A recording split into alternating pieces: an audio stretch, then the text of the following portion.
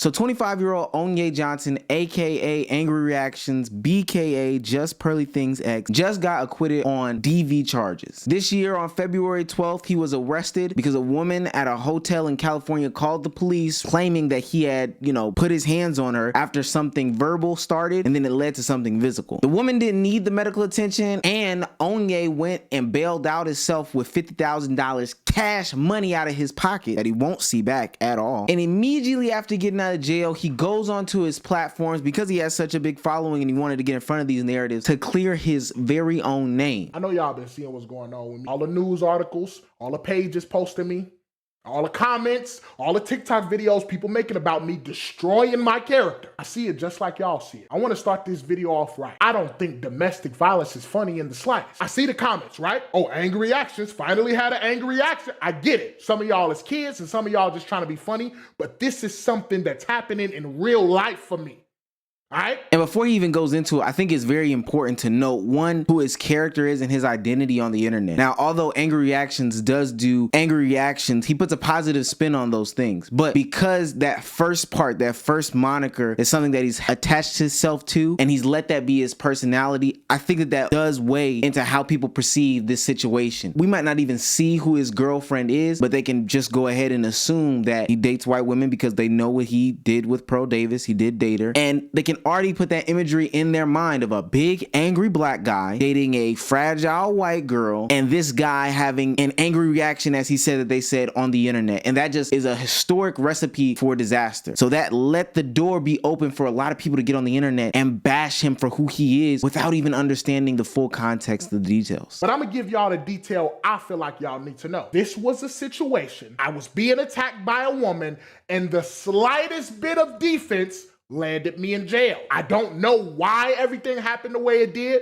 I don't know why it's a felony case, because once the cops showed up, she was begging them not to take me to jail. But it happens anyway. I done lost friends. I done lost endorsements. I done lost sponsors. I done lost a lot of things in these past 24 hours. And this is almost reminiscent of like the Jonathan Majors case where there is a situation that escalated. This is a self-defense manner, but because of the way that the police and the law is set up, even though she's saying, I don't want him to go to jail, they have to take somebody to jail because of what he's known for. Even in this specific incident right here, he's speaking very passionately. I could easily see how people would say that he was the aggressor in that situation.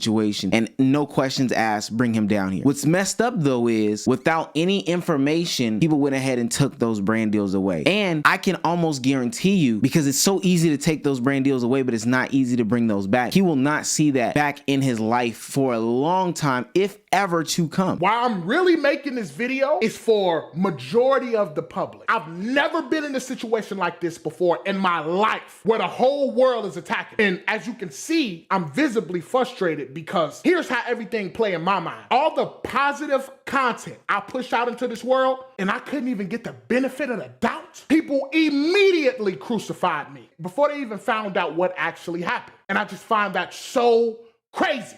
I think that's insane. Kanye West had a famous quote from one of his earlier rap songs. Even if you in a Benz, you still a nigga in a coupe. No matter how positive your videos are, and they are very, very positive. Like he's had positive videos, but he always comes on with this furrowed brow. Again, he's a bigger black man. And even as he's talking right here, we can see spit coming out of his mouth. They're never gonna give you the benefit of the doubt. They were waiting for you to snap. You fit everything that they are taught to fear. So no, you can't get the benefit of the doubt. And I'm not saying that it's right. I'm saying it's wholeheartedly wrong. But to be honest with you, it's very much expected. This been a crazy 24 hours for me.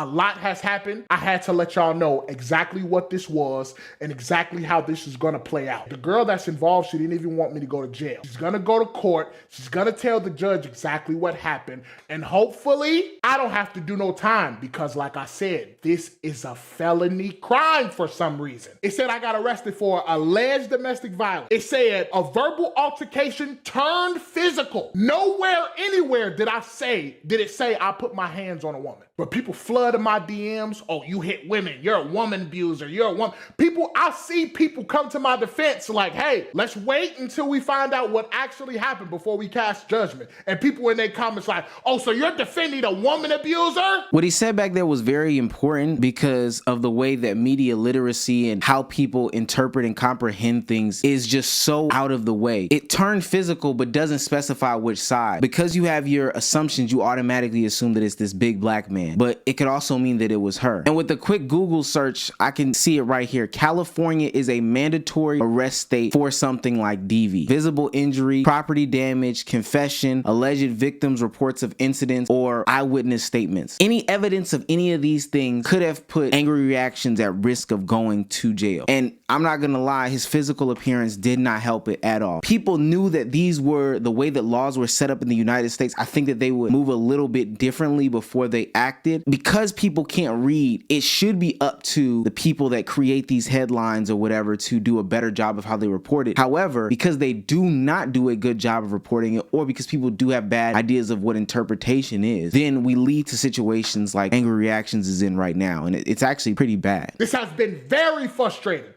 because I didn't even expect TMZ to pick this up. All of this hit me like a ton of bricks, and I still don't know how to respond to this. That's why I'm rambling. That's why this video is gonna be everywhere, but whatever.